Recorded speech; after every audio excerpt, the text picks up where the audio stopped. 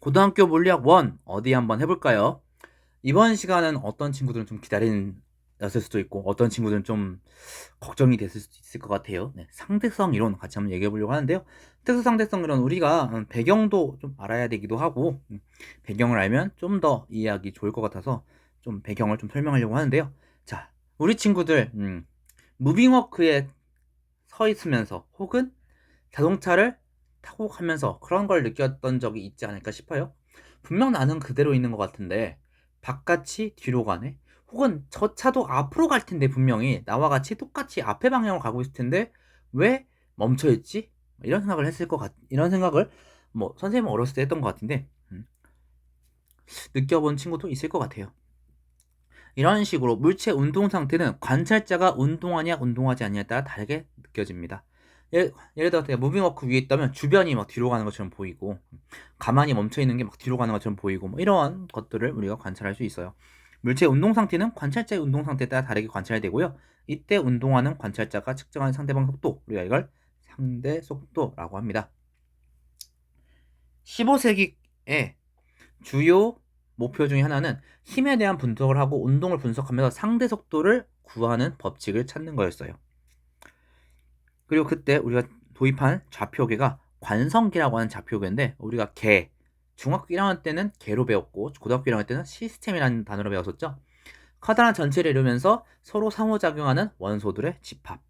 자, 특히나 정지해 있거나 등속도 운동을 하는 관찰자를 기준으로 한 좌표계를 우리가 관성계라고 부릅니다. 정지해 있거나 등속도 운동을 한다. 힘이 작용하지 않아요. 얘네가 과속 운동을 하지 않아요. 관성 법칙이 작용합니다. 정지해 있던 물체는 계속 정지해 있고 움직이던 물체는 계속 등속 직선 운동을 하는 좌표계. 근데 한 관성계에 대해서 일정한 속도로 움직이는 모든 좌표계는 모두 관성계라는 또 특징이 있어요.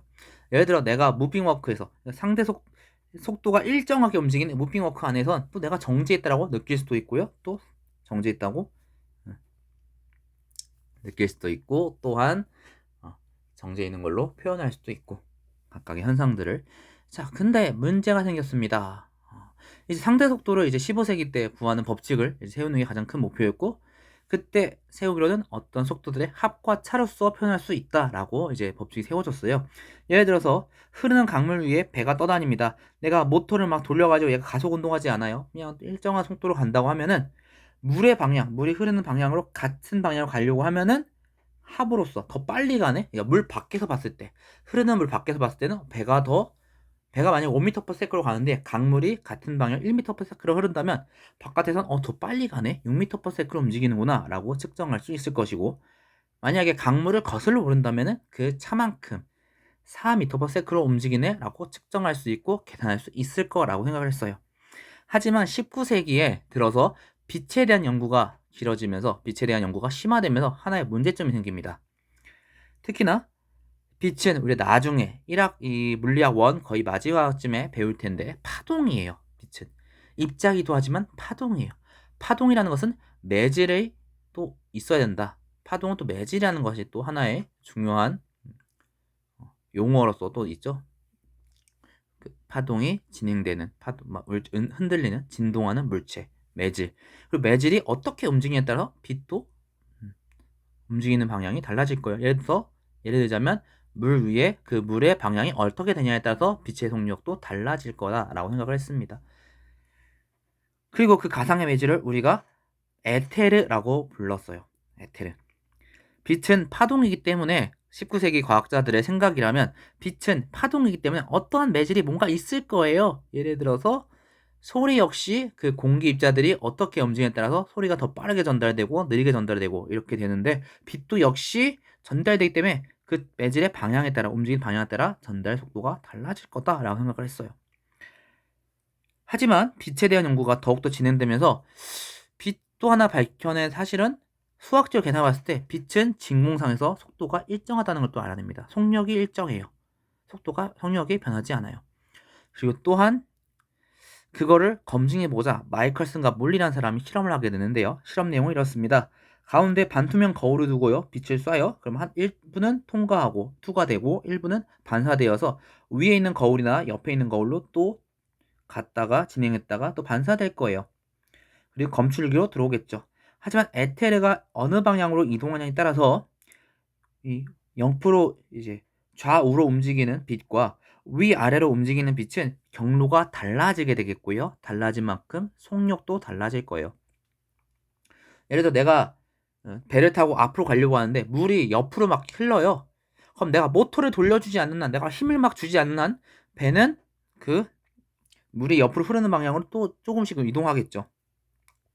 특히나 지금 우리가 계속 전제로 깔고 있는 좌표계는 관성계입니다. 정제가 등속도 운동을 해요. 내가 힘을 막 작용하지 않아요.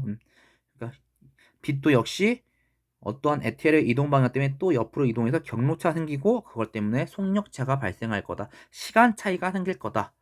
그리고 그 시간차를 측정함으로써 속력차를 측정함으로써 에테르가 있구나를 확인하려고 했는데 이 실험은 가장 유명한 실패한 실험이 됩니다.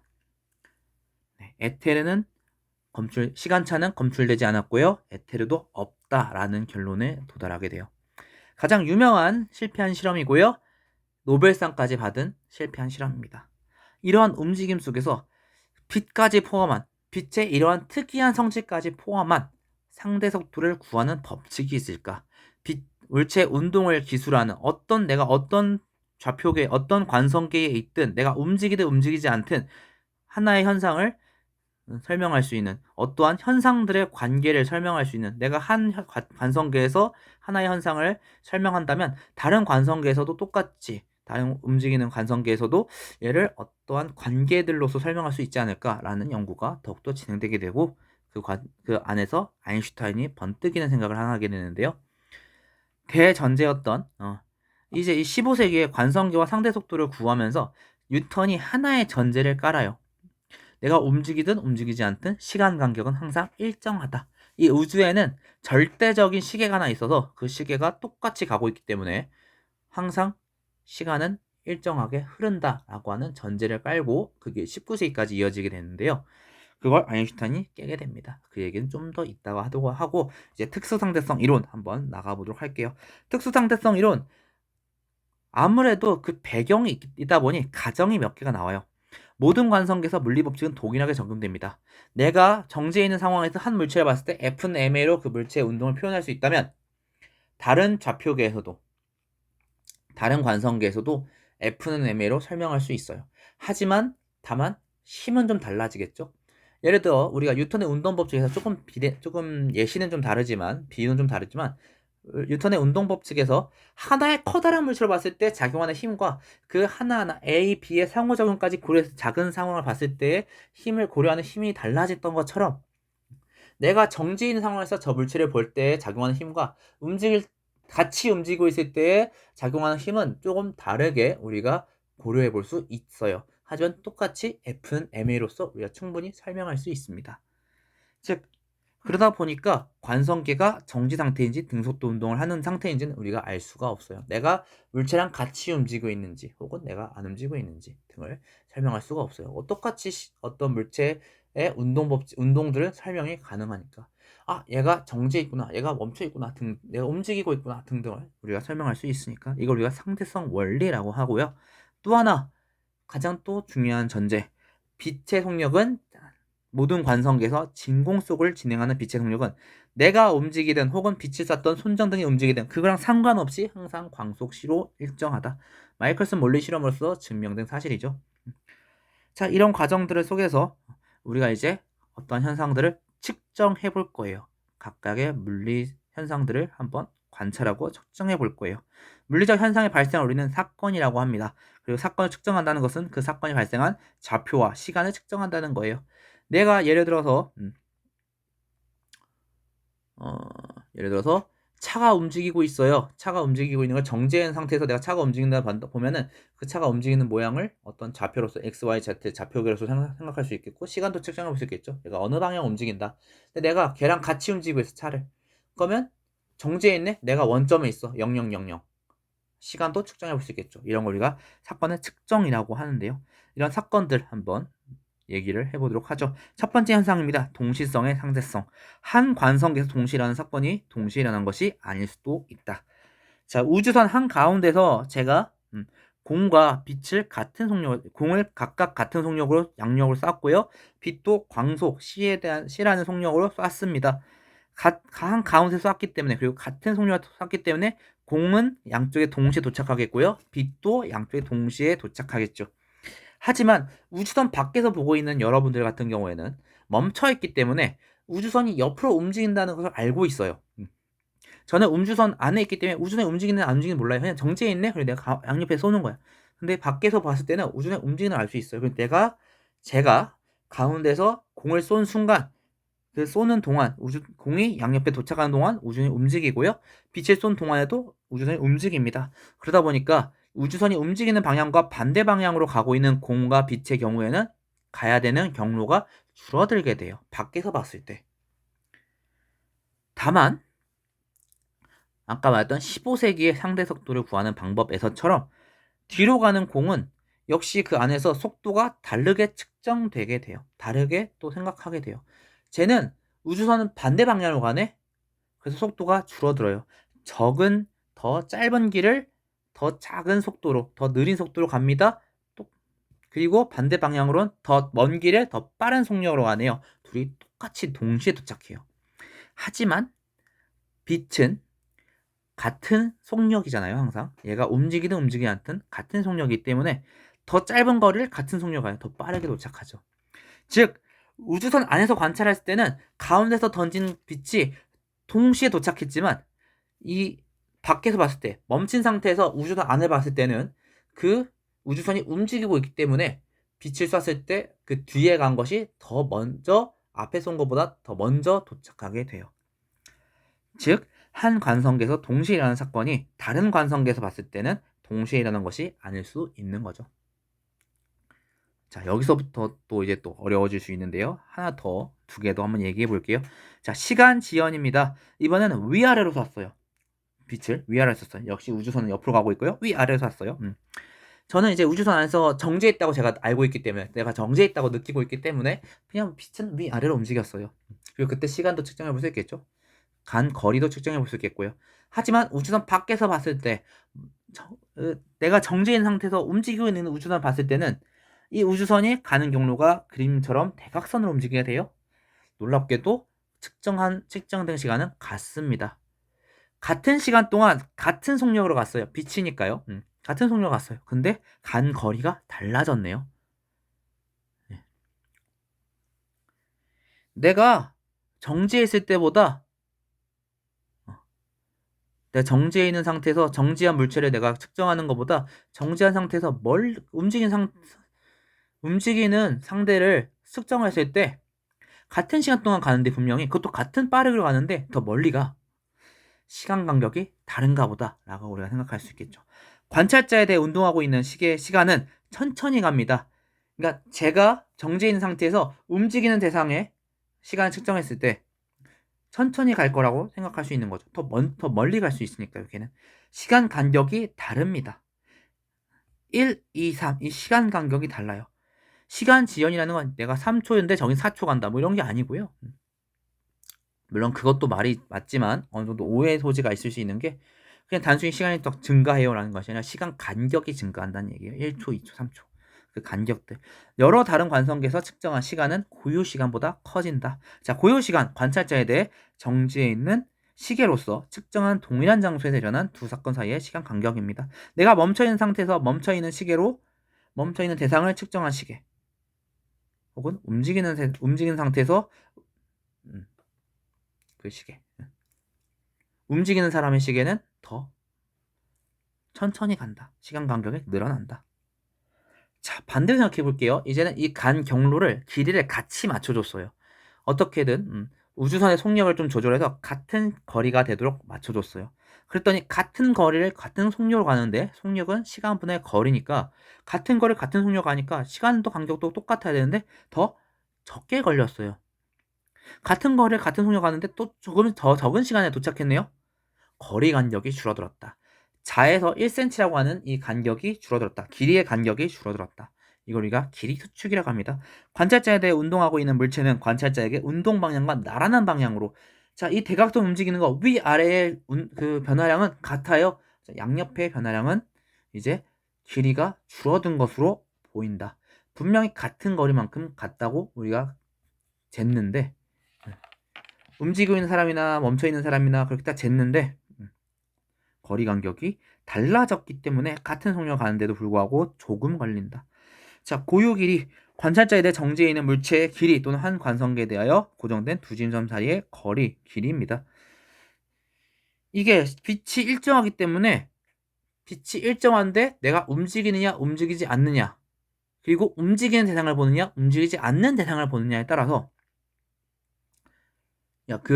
내가 움직이고 있는 방향으로 움직이는 대상을 보느냐 움직이지 않는 대상을 보느냐에 따라서 얘네가 경로가 달라지기 때문에, 하지만 빛의 속력은 일정하기 때문에 뉴턴이 말했던 대전제, 언제 움직이든 움직이지 않든 항상 시간 간격이 같다는 그 대전제가 틀렸다. 대전제가 다르다. 시간 간격은 대상 관찰자에 따라 달라질 수 있으며, 그리고 길이의 간격 역시 달라질 수 있다.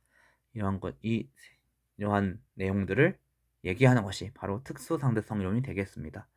자, 이렇게 달라지다 보니까 시간 관련된 얘기, 힘도 이제 수정이 들어가게 되고요. 물론 F는 MA로 설명이 되지만 그 안에 우리가 시간이라고 얘기했던 가속도는 결국에 시간분의 속력이고, 속력은 또 시간분의 위치니까 그 시간이라는 게 달라지잖아요. 또 위치, 변이, 거리라는 게 또 달라져요. 어떤 조정이 들어가게 되고요. 그 조정을 가지고 힘을 계산하고 에너지를 계산하다 보니 아주 새로운 현상을 하나 알게 되게 되는데요. 바로 질량, 에너지, 동등성이라는 것을 알게 되죠. 계산하다 보니 질량이라는 것이, 에너지라는 것이 움직일 때만 갖는 것이 아니라 멈춰있는 대상도 에너지를 갖는다는 것을 알게 돼요. 자, 관성계에 대해서 정지해 있는 물체의 질량을 우리가 정지 질량이라고 하고요. 운동하는 물체의 질량을 상대론적 질량이라고 해요. 그랬을 때 에너지는 놀랍게도 mc제곱, 빛의 속력 곱하기 상대론적 질량으로 계산되게 되고, 물체 정지해 있을 때는 m0 정지 질량 곱하기 빛의 속력의 제곱으로 계산이 됩니다. 증명이 됩니다.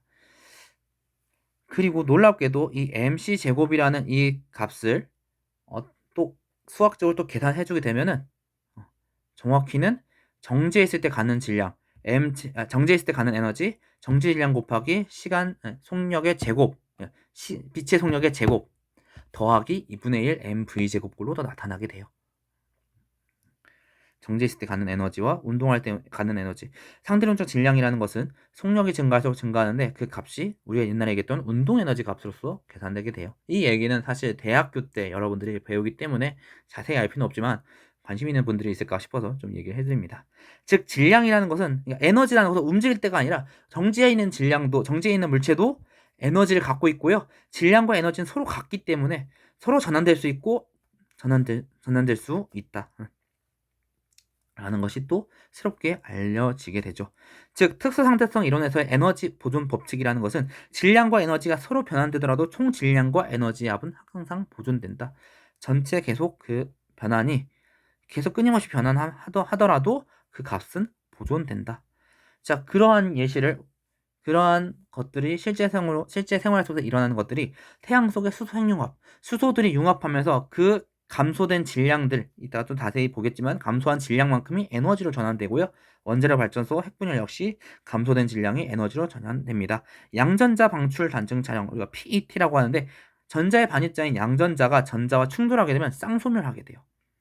소멸한다고 해서 입자는 단순히 없어집니다. 끝! 이게 아니라 그 없어진 질량만큼, 소멸한 그 입자들의 질량만큼 또 에너지로 전환되면서 빛 에너지로서 또 옆으로 전파되게 돼요. 감마선, 정확히는 빛들 중에서도 감마선이라고 하는 빛으로서 전파되게 돼요. 왜? 질량이라는 것이 곧 에너지로 전환될 수 있기 때문에. 자, 좀 더 자세히 보겠습니다. 핵 반응, 원자핵이 분열되거나 융합하는 것을 얘기하는데요. 분열되는 얘는 아까 우리가 봤던 원자력 발전, 그리고 융합하는 것은 이제 수소 핵융합이 되겠는데, 자, 원자핵이 무엇이냐? 원자에서 매우 작은 부피를 차지하고 있고 크기는 10의 마이너스 15제곱미터 정도예요. 굉장히 작죠. 원자핵을 구성하는 입자를 핵자라고 하고 양성자, 중성자가 있습니다. 그랬을 때 질량수는 우리가 양성자수 더하기 중성자수로서 우리가 얘기하고요. 원자 번호는 원자핵 속의 양성자수로서 자, 만약에 X라고 하는 원자의 원자핵을 본다고 하면은 그 원자의 양성자수가 몇 개 있냐 따라서 밑에 원자 번호 Z로 써주고요. 질량수 A로서 양성자수 더하기 중성자수로서 표현을 해줍니다. 자, 다만 양성자수는 같으나 중성자수가 다른 원소들이 있는데요. 이걸 우리가 동위원소라고 하고 화학적 성질은 같아요. 왜냐? 어떠한 나중에 이제 우리가 다음 단에서 이제 전기를 얘기하면서 양성자, 중성자의 전하량을 얘기할 텐데 양성자만 전하량을 갖고 있기 때문에 화학적 성질은 같아요. 전기적 성질이나 이런 화학적 성질이 같지만 물리적 성질이 달라요. 질량이 다르기 때문에 일단 자, 수소 대표적인 게 수소의 동위 원소들이 되겠는데 수소의 원자핵 수소 1, 수소 그냥 일반적인 수소의 원자핵은 양성자 하나만 있어요. 중수소는 양성자와 중성자가 하나씩 있는 원자핵이 되겠고요. 삼중수소는 그 핵자의 구성이 양성자 하나와 중성자 두 개가 되어 있어요. 이런 동위 원소들도 있는데요. 이런 것들이 핵 반응하는 동안 핵융합하거나 핵분열하는 동안 계속 끊임없이 바뀌면서 질량이 줄어들어요. 전체 질량수는 보존됩니다. 양성자와 중성자가 새로 생기거나 없어지지 않기 때문에 그 각각의 개수는 보존돼요. 하지만 질량이 줄어들게 돼요. 그리고 줄어든 만큼 우리가 질량 결손이라고 하는데 그 줄어든 만큼 또 에너지로 방출되죠. 왜냐? 특수상대성 이론에 의거하여 에너지를 계산해 봤을 때 달라진 시간과 변하는 그 변이를 가지고 거리 간격과 시간 간격을 다르게 좀 조정해 줌으로써 에너지를 계산해 봤을 때 질량과 에너지는 곧 같기 때문에 자 그리고 이제 질량수는 보존되기 때문에 우리가 어떤 그 원자핵 반응 속에서 우리가 이제 질량이 어떻게 되느냐 질량수가 어떻게 되느냐 등을 우리가 얘기해 볼 수 있어야 되는데요. 자 각각의 원자핵 기호들 중에서 위에 있는 것들이 질량수죠. 아래에 있는 것들이 반대로 썼네요. 우리 지금 잘 보고 있죠? 반대로 썼죠? 위에 있는 것들이 질량수고 아래에 있는 것들이 전하량들인데 질량수는 보존이 되죠. A 더하기 B는 C 더하기 D. 여기서 이게 반대로 됐어요. 이게 반대로 됐어. 이게 반대로 됐다는 거. 우리 친구들 잘 보길 바래요. 질량수는 보존이 되죠. A 더하기 B는 C 더하기 D. 왜냐? 양성자가 더 생기거나 없어지지 않기 때문에 중성자도 더 생기거나 없어지지 않기 때문에 W와 X를 더했을 전하량은 이제 W 더하기 X는 Y 더하기 Z. 또 는인데 또 화살표가 되어 있네요. 왜 그러지? 다시 한번 써줄게요. 전하량은 아래에 있는 거 W 더하기 X가 Y 더하기 Z예요. 양성자가 더 생기거나 없어지지 않기 때문에 전체 전하량은 반응하기 전이나 후나 같아요. 그리고 질량수도 중성자도 없어지거나 생성되지 않기 때문에 역시 같습니다. 하지만 질량이 총합이 달라지게 돼요. 더 감소합니다. 이 감소한 만큼이 이제 질량 결손으로서 에너지로서 전환돼서 사용하게 되는 거죠. 그리고 고등학교 1학년 때 얘기했다시피 그러한 수소 핵융합도 결국 핵반응의 일종이 있죠. 핵융합을 인한 질량 결손으로 인한 에너지 방출이 결국 태양 에너지가 되고 우리 그 지구상의 모든 에너지들의 고유 에너지가 된다. 좀 기억나는 친구들이 있을까 싶어서 저도 갑자기 생각이 나서 한번 얘기를 해봅니다. 자, 오늘 참 많은 얘기를 했고요. 마지막에 핵반응까지 얘기를 했어요. 다음 시간에는 이러한 전하를 갖고 있는 입자들 전기에 대한 얘기를 하도록 하겠습니다. 정말 어려운 얘기였어요. 많은 얘기를 했고요. 우리 친구들 조금 어렵더라도 한번 이 상황은 이 상대성에는 특히나 얘가 움직이느냐 움직이지 않느냐 그럼 상대가 어떻게 보일 것이냐 등등을 잘 고려해 줘야 돼요. 만약에 내가 움직이고 있는 대상을 움직이고 있는데 본다면은 움직이고 있는 사람이 움직이는 대상을 보고 있다면 같이 움직이고 있는데 본다면 또 멈춰 있다고 생각한단 말이에요. 그런 것들을 잘 고려해 줘야 됩니다. 어려운 얘기인데 우리 친구들 한번 곰곰이 생각해 보시고요. 곰곰이 공부해 보시고 자 오늘은 여기까지 하겠습니다. 오늘 정말 너무나도 수고하셨습니다. 좀 많은 얘기를 했는데 정말 너무 수고하셨고요. 그러면 다음 시간에는 고등학교 물리학 1 어디부터 볼까요?